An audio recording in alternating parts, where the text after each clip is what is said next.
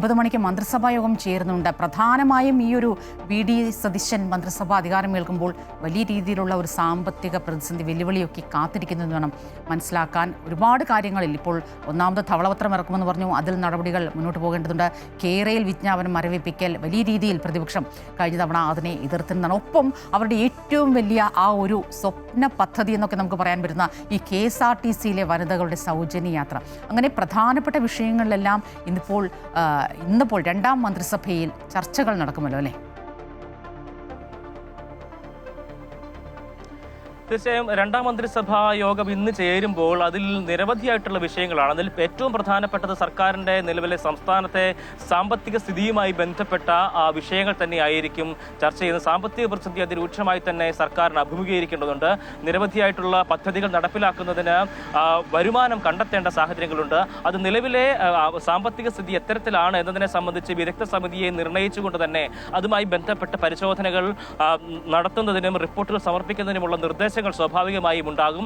ഒപ്പം തന്നെ കേരയിൽ പദ്ധതി അതിൻ്റെ വിജ്ഞാപനം ഉണ്ടായിരുന്നു, അത് റദ്ദാക്കുന്നതിന് വേണ്ടിയിട്ടുള്ള നടപടികൾ ഉണ്ടാകണമെന്ന് ആവശ്യപ്പെട്ട് ഇതിൻ്റെ സമരസമിതി തന്നെ മുഖ്യമന്ത്രിയെ നേരിട്ട് കണ്ട് കഴിഞ്ഞ ദിവസം നിവേദനം നൽകുന്ന സാഹചര്യം ഉണ്ടായിരുന്നു. അത് അനുഭാവപൂർവ്വം പരിഗണിക്കാം, പരിശോധിക്കാം എന്നായിരുന്നു വി.ഡി. സതീശൻ അന്ന് പറഞ്ഞിരുന്നത്. ഇന്നത്തെ മന്ത്രിസഭാ യോഗത്തിൽ അതൊരു പ്രധാനപ്പെട്ട വിഷയമായി തന്നെ വരാനുള്ള സാധ്യതയാണ് കാണുന്നത്. ഒപ്പം തന്നെ നമ്മൾ പറഞ്ഞതുപോലെ തന്നെ KSRTCയിലെ വനിതകൾക്കുള്ള സൗജന്യ യാത്ര അത് ഒരു പ്രസ്റ്റീജിയസ് ഇഷ്യൂ ആയിട്ട് തന്നെയാണ് അവർ കാണുന്നത്. അതുകൊണ്ട് തന്നെ അതിന് വലിയ രീതിയിലുള്ള പരിശോധനകൾ പഠനങ്ങളൊക്കെ തന്നെ നടത്തേണ്ട സാഹചര്യമുണ്ട്. ഇന്ന് തൊട്ട് അതുകൊണ്ട് തന്നെ KSRTCയിൽ ഈ ജെൻഡർ ടിക്കറ്റിംഗ് നടത്താനുള്ള തീരുമാനത്തിലേക്ക് എത്തിയിരുന്നു. കഴിഞ്ഞ ദിവസം അതുമായി ബന്ധപ്പെട്ട നടപടികളിലേക്കൊക്കെ ആദ്യം പോയിരുന്നു. അതിൻ്റെ ഒരു റിപ്പോർട്ട് സമർപ്പിച്ചിട്ടുണ്ട്.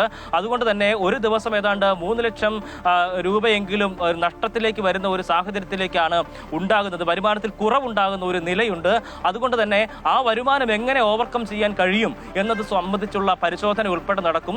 അതിന് പ്രത്യേകമായിട്ടുള്ള സമിതിയെ രൂപീകരിക്കാൻ തന്നെ അതിനുള്ളൊരു സാധ്യതയുണ്ട്. ഒപ്പം തന്നെ ഈ ഏതെല്ലാം വാഹനങ്ങളിൽ ഏതെല്ലാം ബസ്സുകളിലാണ് ഇത്തരത്തിൽ സൗജന്യം നൽകേണ്ടത് എന്നതിനെ സംബന്ധിച്ചുള്ള ഒരു ചർച്ച കൂടി ഓർഡിനറി ബസ്സുകളിലും സൂപ്പർ ഫാസ്റ്റ് ബസ്സുകളിലും ഒക്കെ ആയിരിക്കും ഒരുപക്ഷെ അതിന് ഒരു ധാരണയിലേക്ക് എത്തുക എന്നുള്ളതാണ്. അത്തരത്തിലുള്ള ചില ഇക്കാര്യത്തിൽ ഈ സ്വകാര്യ ബസ് ഉടമകളെ വലിയ രീതിയിൽ നമ്മൾ ഒരു സമവായത്തിൽ എത്തിക്കേണ്ടതുണ്ട്. കാരണം അവർ വലിയ രീതിയിൽ ആശങ്ക പ്രകടിപ്പിക്കുന്നുണ്ട്. ഇത്തരത്തിൽ ഒരു നിലപാട് ഉണ്ടാകുമ്പോൾ ഈ സ്വകാര്യ ബസ് ഉടമകൾക്കുണ്ടാകുന്ന നഷ്ടം അല്ലെങ്കിൽ ആ മേഖലയ്ക്കുണ്ടാകുന്ന വലിയ രീതിയിലുള്ള ഒരു തിരിച്ചടി, അതിനൊക്കെ ഒരു പരിഹാരം കണ്ടതിനു ശേഷം വേണം ഇതിൽ കൃത്യമായ ഒരു നിലപാടുകളിൽ തീരുമാനങ്ങളിലേക്കൊക്കെ എത്താൻ. മാത്രമല്ല ഈ പറഞ്ഞതുപോലെ 3 കോടിയുടെ ഒരു കുറവ് ഒരു ദിവസമെന്ന് പറയുമ്പോൾ സ്വാഭാവികമായും KSRTC കയറി വരാനുള്ള എല്ലാ സാധ്യതകളും ചുറ്റുവട്ടങ്ങളും ഒരുക്കിയിട്ടാണ് കഴിഞ്ഞ തവണ നമുക്കറിയാം ഗണേശൻ മന്ത്രി സീറ്റ് വിട്ടൊഴിയുന്നത്. സ്വാഭാവികമായി അതിൻ്റെ ഒരു തുടർ നടപടിയിലേക്ക് കടക്കണമെങ്കിൽ ഈ രീതിയിൽ വലിയൊരു ഡിസിഷൻ എടുക്കുമ്പോൾ അങ്ങേയറ്റം കൃത്യമായ ഒരു പദ്ധതി രൂപ തയ്യാറാക്കി തന്നെ വേണം.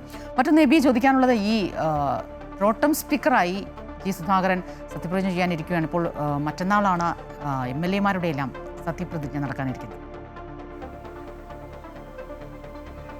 മറ്റന്നാളല്ല, നാളെ. തീർച്ചയായും ഇന്ന് 9:30 കൂടിയാണ് ലോക് ഭവനിൽ അത് തന്നെ ഇന്നിപ്പോൾ പ്രോട്ടൈം സ്പീക്കറുടെ സത്യപ്രതിജ്ഞ നടക്കും. ജി സുധാകരൻ ആ ഒരു ചുമതലയിലേക്ക് വരും. 9:30 ലോക് ഭവനിലാണ് ആ ചടങ്ങ് നടക്കുന്നത്.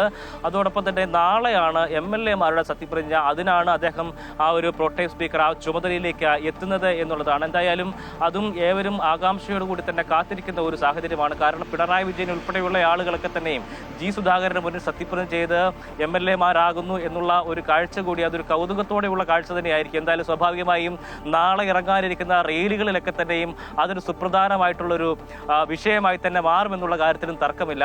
ആ നിലയ്ക്ക് നിരവധിയായിട്ടുള്ള വാർത്തകൾ ഇന്ന് തിരുവനന്തപുരം ജില്ലയിൽ നിന്ന് തലസ്ഥാന നഗരിയിൽ നിന്നൊക്കെ തന്നെ ഉണ്ടാകാനുള്ള സാധ്യത തന്നെയാണ് നമുക്ക് കാണാൻ കഴിയുന്നത്. സ്വപ്ന ഇയാണ് വിശദമായ റിപ്പോർട്ടുകളുമായി ചേർന്നത്. മന്ത്രിസഭ ഇന്നിപ്പോൾ ചേരാനിരിക്കുന്നു. വകുപ്പ് വിഭജനം സംബന്ധിച്ച സുപ്രധാനമായ തീരുമാനങ്ങളൊക്കെ വരാനിരിക്കുന്നു. KSRTCയുടെ വനിതകൾക്കുള്ള സൗജന്യ യാത്ര, അതിൽ കൃത്യമായ നടപടികൾ, ഒരുപക്ഷെ അതിൻ്റെ ഒരു ജെൻഡർ ടിക്കറ്റിംഗ് സംവിധാനം അടക്കമുള്ള കാര്യങ്ങളിലേക്കൊക്കെ കടക്കുകയാണ്. എങ്ങനെയാകും ഇത് വരിക എന്നൊക്കെ അറിയേണ്ടതുണ്ട്. അങ്ങനെ വളരെ സജീവമായ ഒരു ദിവസം തന്നെയാണ് ഇപ്പോൾ തലസ്ഥാനത്ത് വരാനിരിക്കുന്ന മണിക്കൂറുകൾ.